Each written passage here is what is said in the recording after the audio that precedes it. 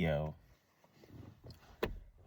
good morning, good afternoon, good night, whatever time it is over there, wherever you guys are. Yeah, I'm gonna make this video pretty brief. I went to the gym this morning, kind of later than I usually do. It's a Saturday, so I went around like 9 a.m., which is I usually go pretty early, so 9 a.m. is pretty late for me. But I go in there with the intent to only do a mile. I was like, I'm just gonna hop on the treadmill, just do my cardio. It's a rest day, not gonna do any weight lifting. I'm just gonna hop on there, do some cardio for a little bit. 1 mile turns into 3, and then 3 mile turns into 5, which leads to 6. And then I finally cool off at 6, finish off with the walking, get a good, pump in. And the interesting thing about that run is the fact I felt more energized after the run than I did prior to the run. Prior to the run, I kind of woke up, was in bed for a little bit, checking emails on my computer, laying in bed. It's a weekend, so kind of just a lazy start. But after doing that 6 mile run where you think you're exhausting energy, you're sweating. I'm wearing this sweatshirt. I had to take my shirt off. It's so sweaty. It's on the side here. I just got home. But yeah, you finish doing this hard workout, you would think you'd be exhausted, but I actually feel more energized. The endorphins running through my brain, everything feels really just high energy. And so after which I like to listen to like just different videos. I went by Chick-fil-A, so while I'm waiting for my food, it was a pretty long line. There's this guy I watch, his name is Seth, I don't want to butcher it. I think it's Seth Capehart.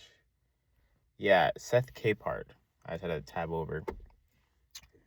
Yeah, so I'm listening to his video, and this guy, you guys check him out on YouTube, really knowledgeable guy. He used to be a physician, and I believe he used to also be in the special forces. He'll explain to you his background. If I got it wrong, my apologies. But it was something along, I think it was physician in special forces.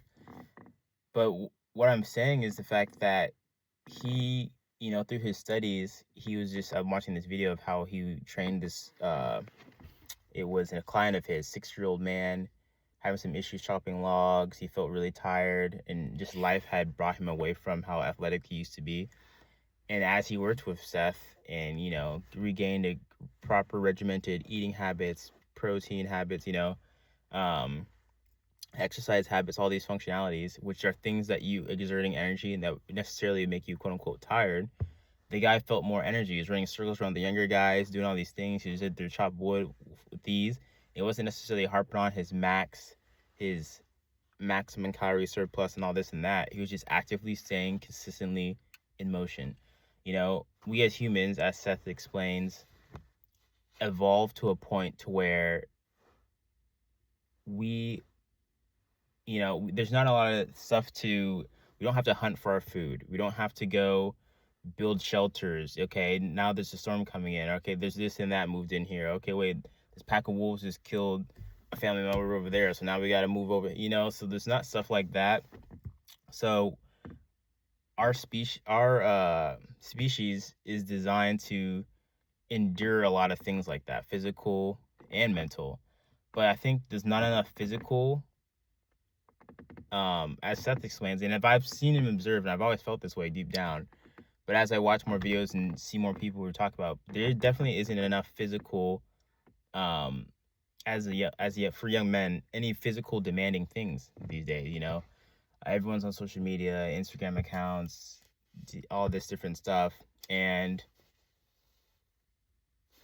everyone sides with the side of society's built in a way to back up your excuses for not going to the gym, for not eating healthy, for spending so much time on social media, this and that. So if you're going to listen to your peers and the people and indulge in the things that you've always indulged in, you're always going to be going to this long, ongoing loop. You have to step outside that comfort zone, do something, start with a walk. It doesn't have to be a whole crazy miles running, quarter mile, less than that even if you need to start. But just doing something active consistently every day is better for us because, science shows that as we don't exercise and continue exercising and whatnot, our body gets used and stagnant for how we treat on a day-to-day basis. It's just like anything. It's like, the saying, if you don't use it, you lose it. If we stopped walking, if I didn't walk for a year and I just sat on my ass for a year and didn't do anything for a year, and then all of a sudden I try to walk, it's going to feel different than if I constantly live day to day like how I do now. Staying active, walking. You take that same example with anything else, whether it's working out, you know, any kind of thing like that. You don't do it consistently enough, you're going to lose the ability to do it as you could, as easy as you could before, So, yeah, that's the thing. A lot of people, young people, there's people I see obviously at the gym, but you know what I'm saying? Like, if you're in a state and you have people around you, like a state of mind, and you have people around you where you're not really feeling motivated, you feel sad, depressed, all these different things, you're not really eating healthy, you're playing a lot of video games. That's another thing. Video games itself can be draining. I sat on my ass the other day, and this is before I dismantled my computer, because I was like, this doesn't feel right. I played a couple games of this game, Valorant, I'm sure people have heard of. And I'm sitting there, and I'm like, why do I feel so tired? I felt more tired, like mentally, sitting on my computer playing that game than I do when I go on a 5, 6, 10-mile run. And I thought about that, and I'm like, it's not a natural state to be sitting on a computer like that. Whether it's a job or playing a video game or this or that, I understand people have to do that for a job, but that's even more the reason why you need to make sure you get some walks in, some runs in, or some kind of physical activity. Because day in and day out, sitting in these unnatural positions as a human, the fact that we have hands and fingers like this to grab things, toes, how our tongues can move so we can speak, we're not meant to be like robots sitting. We're worried about AI. We are becoming the AI. We need to make sure we still are keeping our bodies, bones moving, so our minds, we can feel good about ourselves. You're not going to get overnight success and progress, but what can happen overnight is your thought process and how you feel by doing that day-to-day habit. You'll start feeling good the same day by just, you reflect on the day and you're like, oh wait, I exercised, I ate right, I didn't spend hours watching TV or doing whatever the heck. All these different things, you'll start to feel better. And then that is the instant progress you get. And as you just do it for those reasons, those positive reasons, you look back, fast forward, you're like, oh wow, I'm in the best shape of my life. I feel really good. I'm healthy. I don't have all these health issues, this, and that. And hey, voila, you're just living a good, abundant life. So I just wanted to share that, the importance of those little different caveats and basically just keeping our bodies active consistently. You can still have your habits and hobbies and these different things.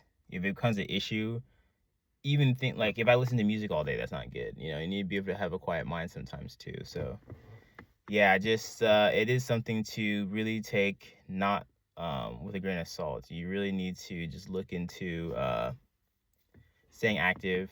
Young men and women. I was saying young men because I'm a man, but both young men and women, because it helps your brain, it helps you function, it helps a lot of things in life. So yeah. Yeah, take it easy.